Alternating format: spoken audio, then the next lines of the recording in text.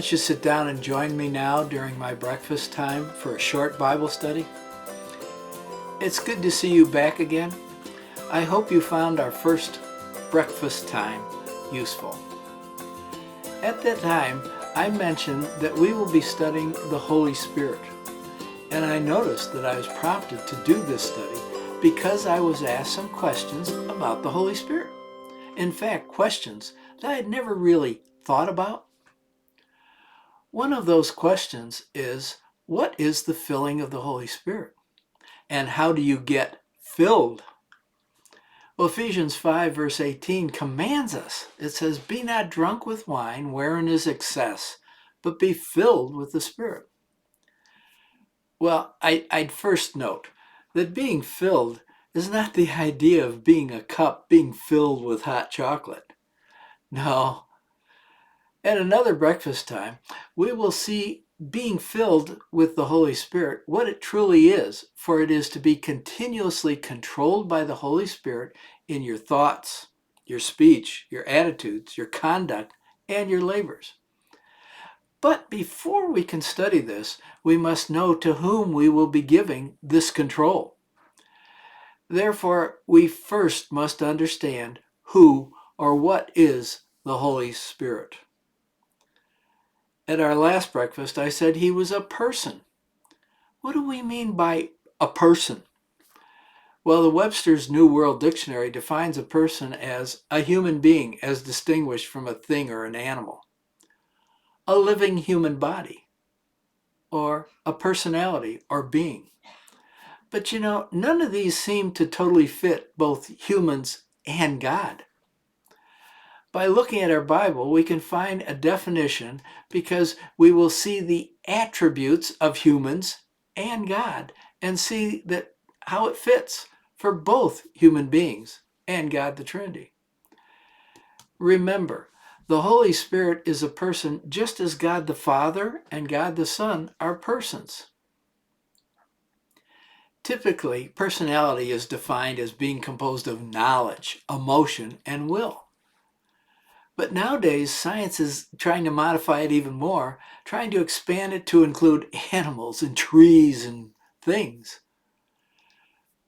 But so that definition won't do anymore. A better definition is that a person is a being who has certain capabilities and attributes that are unique from all other categories of living beings. Thus, a being having life, intelligence, purpose, activity, freedom, self-consciousness, emotions, and spirit is truly a definition of a person that distinguishes us, from anything else in the universe. Again, let me repeat that. A human being has life, intelligence, purpose, activity, freedom, self-consciousness, emotions, and spirit. Now, I certainly know I'm a person. I fit that, well, pretty much. Sometimes I don't know how much intelligence I have. Now, seriously, let's see if the Holy Spirit is this type of person. And if he is, then we can relate to him, trust him, and allow him to control and direct our life.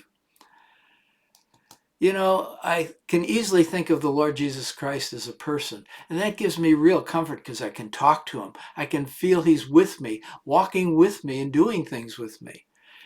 What we need to realize is the Holy Spirit is a similar person. In fact, in another breakfast time, we're going to see that he's a comforter. Therefore, that's exciting to me. We need to understand that he's a person. Now, because our breakfast times together are so short, and we don't want to be late for work, I'm just going to touch on the major characteristics that affect his capability to be a person and is a person that is walking with us. On my website, classesforbereans.com, I'm going to give an expanded listing of some of these activities with references so you can check them out. But for now, we're only going to look at his activity, his freedom, and his emotions as a person. Now, Again, in our world, some people would say the Holy Spirit is only an influence or a force that causes humans to act.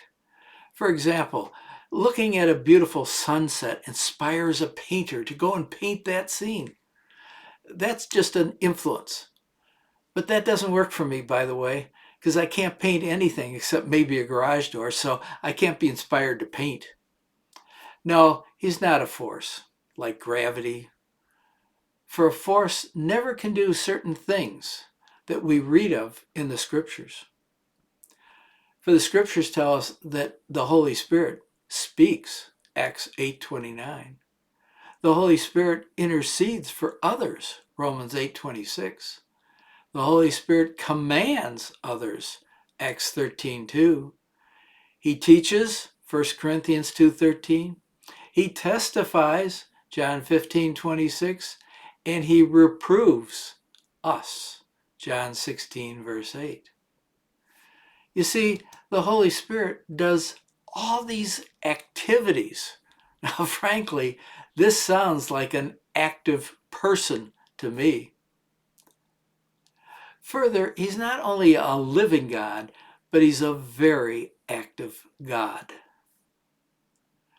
Now, the next thing we think about is freedom. Does he have freedom to act, to think as he chooses to do? Again, people are trying to make other things persons, like trees.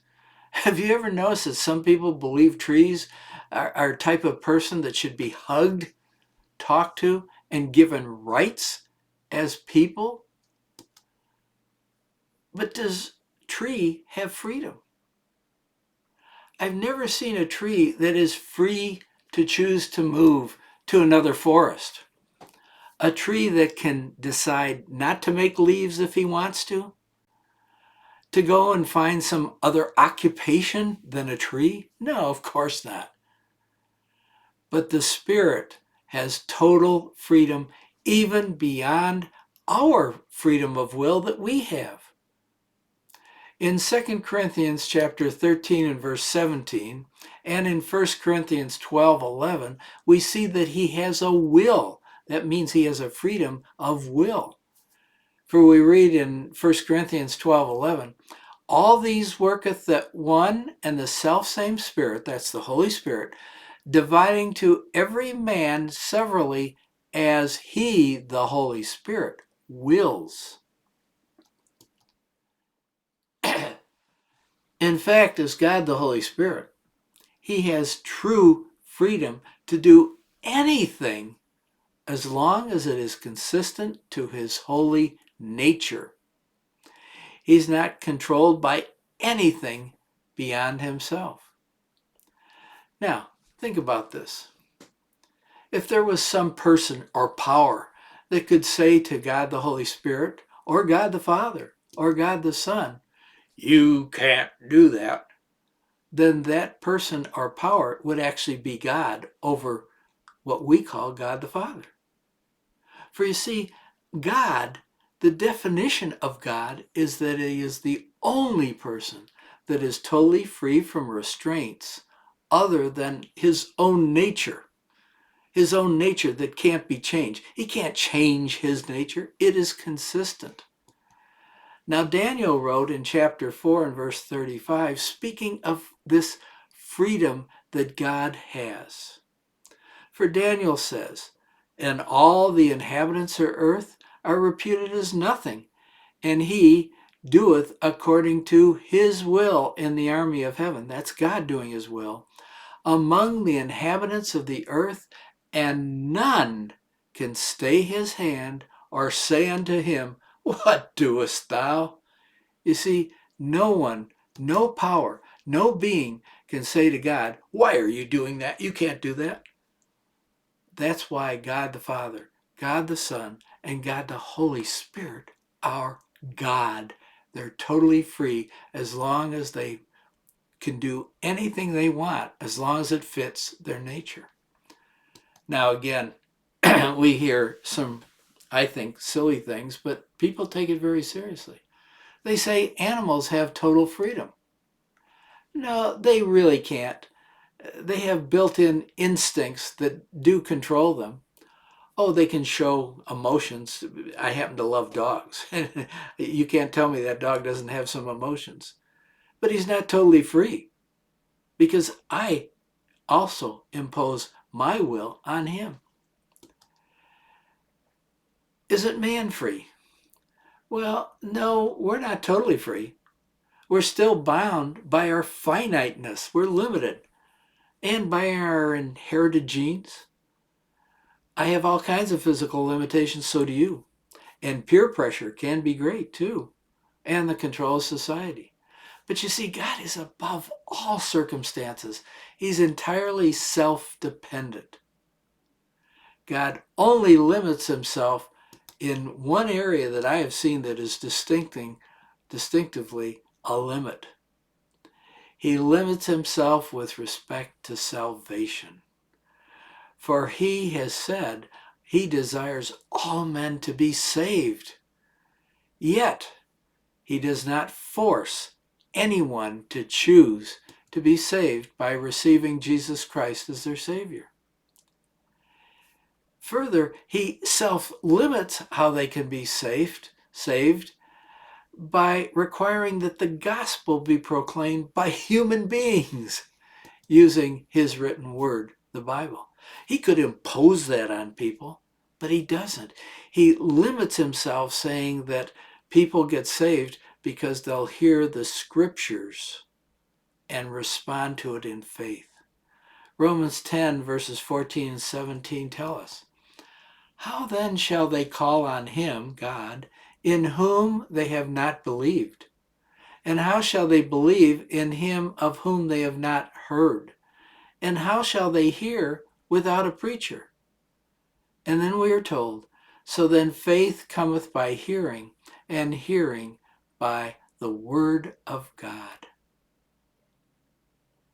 You know, God grants humans the free will to choose to either walk with him doing his will, receive him as Savior, or for them to go contrary to his will. Even as Christians, he still allows us to go our own way sometimes with our own will when we know it's contrary to his that we've read in the scriptures. He allows us to do that within limits because he's granted us a freedom. Now, we're going to see that this freedom that he's granted to us is significant when we study how one is to be filled or controlled by the Holy Spirit in a breakfast soon to come. In some ways, our free will is the greatest gift God has given to us and reflects in a small way God's image and his total freedom. Now, I noticed by the old clock on the wall, we both need to get going to work. So let's just consider one last aspect of being a person. That is that the Holy Spirit has emotional feelings. Did you ever think of that? I didn't. We find in Isaiah 63, 10 and 11 an example that the Lord in history responded to Israel with emotion when they rebelled against him, despite all that he had done for them in bringing them out of Egyptian slavery and taking them to Israel. We read, but they, Israel, rebelled and vexed his Holy Spirit. Vexed. That's an emotion. Therefore, he was turned to be their enemy, and he fought against them. Then he remembered the days of old, Moses, his people, saying, where is he that brought them up out of the sea with the shepherd of his flock? Where is he that put his Holy Spirit within them? A couple things we need to note here. To be vexed is to be annoyed, frustrated with, worried about. That's an emotion. Notice carefully that this is an Old Testament mention of the Holy Spirit and his emotion as a person. In fact, it even says he was with them at that time. Where? On the earth. That's a physical location. Now, a force is in the air. It's not on the earth. We see also in the New Testament that the Spirit can be grieved in Ephesians 4:30. We read, grieve not the Holy Spirit of God, whereby ye are sealed unto the day of redemption. Grieved means to feel great distress or grief. Typically, it's an action between one person and another. Here it is a believer who causes the Spirit to be emotionally grieved. Now, finally, on a positive note, let's look at Romans 15:30. Now I beseech you, brethren, for the Lord Jesus Christ's sake, and for the love of the Spirit, that ye strive together with me in your prayers to God for me. Just like the Father and the Son, the Holy Spirit loves us. No force or influence can do that. Only a person can truly, truly love. Now, in our next breakfast together, I'm going to talk about the Spirit's work as the Comforter, sent by God the Father to we who know the Lord Jesus Christ as our Savior. So please join me then at our next breakfast. May the Lord bless you mightily. I'll either see you here at the breakfast table or in the air.